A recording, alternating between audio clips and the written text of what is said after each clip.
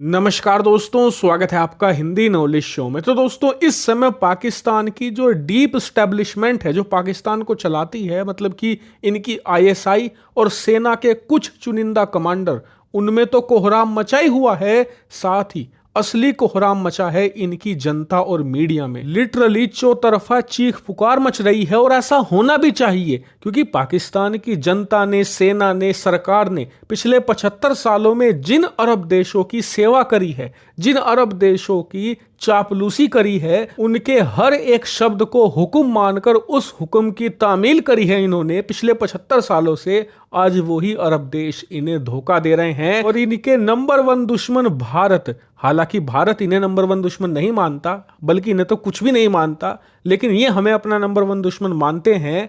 तो खैर, उस भारत को अरब देश वो चीज दे रहे हैं जो पाकिस्तानियों को 75 साल की मजदूरी करने के बाद भी नहीं मिल सका। क्या है वो मैं आपको बाद में बताऊंगा, लेकिन सबसे पहले ये जान लीजिए कि पाकिस्तान के लोग ज्यादा नाराज है क्यों। तो दोस्तों, हुआ ये कि हाल ही में पाकिस्तान के प्रधानमंत्री शहबाज शरीफ पहुंचे सऊदी अरेबिया के दौरे पर जाने का इनका सबसे बड़ा कारण ये था कि इस समय पाकिस्तान के अंदर महंगाई चरम पर है। खासकर कि ईद का मौका है, तो जो महंगाई है, जो पहले से ही 3-4 गुना हो गई है, वो ईद के टाइम पर आकर 8-9 गुना हो गई है। और ऐसा इसलिए हो रहा है क्योंकि पाकिस्तान के पास खजाना बचा ही नहीं है। मुश्किल से $7 बिलियन इनके फॉरेक्स रिजर्व में पड़े हैं और इस वजह से ये सामान इंपोर्ट नहीं कर पा रहे। यही कारण है कि पाकिस्तान की मार्केट में इस वक्त हर एक चीज कम होती जा रही है। और आप जानते ही हैं मार्केट का रूल, जो चीज जितनी कम होती है उसके दाम उतने ही बढ़ते चले जाते हैं। ऐसे में पाकिस्तान की नवनिर्वाचित सरकार ने प्लान ये बनाया कि क्यों ना दुनिया के अलग अलग देशों से ढेर सारी खाने पीने की चीजें, रोजमर्रा की जरूरत के सामान की चीजें खरीदी जाए और मार्केट में ज्यादा से ज्यादा उन्हें रिलीज किया जाए। जिससे होगा ये कि मार्केट में खाने पीने की चीजें खासकर ज्यादा आ जाएंगी, जिससे कि उनकी जो कीमतें हैं वो आधी तक गिर जाएंगी। लेकिन इनके इस प्लान में एक बड़ी समस्या ये थी कि इसके लिए चाहिए पैसा, क्योंकि दुनिया के हर एक देश से ये उधार में बहुत सारा माल उठा चुके हैं और अब कोई भी इन्हें उधार में चाय तक देने को तैयार नहीं है। इसीलिए ये अपने पुराने मालिकों के पास पहुंचे, यानी कि अरब देशों के पास, जिसमें सबसे बड़ा देश है सऊदी अरेबिया। वहां के दौरे पर पहुंचे पाकिस्तान के प्रधानमंत्री। इन्हें उम्मीद थी कि सऊदी अरेबिया इन्हें $3-4 बिलियन का लोन दे देगा। इसके अलावा सऊदी अरेबिया ने अब से 2 साल पहले कहा था कि हम पाकिस्तान में $25 बिलियन का इन्वेस्टमेंट करेंगे, लेकिन 2 से लेकर 2.5 साल बीत चुके हैं।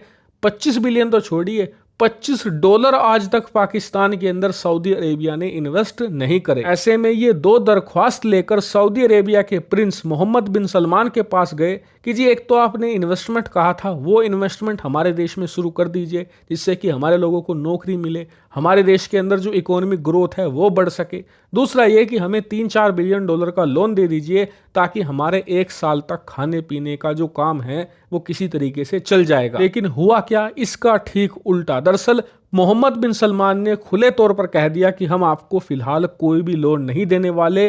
रही बात जो हमने इन्वेस्टमेंट का वादा किया था, तो उसके लिए सबसे पहले अपने देश में हालात ठीक करो। हालात ठीक होंगे तो हम इन्वेस्टमेंट के बारे में सोचेंगे। यानी कि इन्हें कुछ भी नहीं दिया सऊदी अरेबिया ने। और इस बात को देखकर पाकिस्तान के लोग शौक में थे, क्योंकि उन्हें लग रहा था कि ईद का मौका है, सऊदी अरेबिया कुछ ना कुछ तो दान में दे ही देगा। भले ही 2-4 बिलियन ना दे, 1-1.5 बिलियन तो इन्हें दे ही देगा, इनका कुछ महीनों का काम निकल जाएगा। लेकिन सऊदी अरेबिया ने पहली बार रमजान के मौके पर, ईद के मौके पर 1 चवन्नी भी पाकिस्तान को देने से इनकार कर दिया। इसे देखकर पाकिस्तान के लोग गुस्से में थे, लेकिन इसी बीच सऊदी अरेबिया ने दूसरा काम ये कर दिया कि इनके इस जले पर नमक और मिर्च मिलाकर वो भी रगड़ दिया। कैसे? दरअसल जहां एक तरफ 2.5 साल पहले सऊदी अरेबिया के प्रिंस मोहम्मद बिन सलमान पाकिस्तान के दौरे पर गए थे और वहां पर उन्होंने $25 बिलियन इन्वेस्टमेंट का वादा किया था, लेकिन आज तक 1 चवन्नी भी इन्वेस्ट नहीं किया।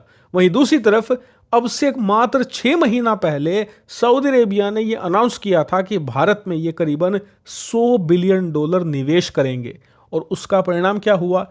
इनके अनाउंसमेंट के कुछ ही महीनों के बाद सऊदी अरेबिया ने ये इन्वेस्टमेंट शुरू भी कर दी। इसके ऊपर आप देखिए, इसी साल 29 फरवरी को सऊदी अरब ने भारत की जो इंफ्रास्ट्रक्चर कंपनियां हैं उनमें करीबन $3.3 बिलियन इन्वेस्ट कर भी दिया है। इतना ही नहीं, ये तो सिर्फ एक इंफ्रास्ट्रक्चर कंपनियों में इन्वेस्ट हुआ है। इसके अलावा जो अलग अलग टेक्नोलॉजी कंपनियां हैं, पेट्रोकेमिकल इंडस्ट्री है, यहां पर भी कई बिलियन डॉलर ये निवेश ऑलरेडी कर चुके हैं। इसे देखकर पाकिस्तान के लोग गुस्से में हैं। वो कह रहे हैं कि हमें देने के लिए तुम्हारे पास 1 बिलियन नहीं है और भारत में तुम कई सौ बिलियन डॉलर निवेश कर रहे हो, भारत पर सैकड़ों अरब डॉलर न्यौछावर कर रहे हो। इतना ही नहीं, ये काफी नहीं था तो पाकिस्तान के जख्म पर एक और नमक रगड़ दिया इन्होंने।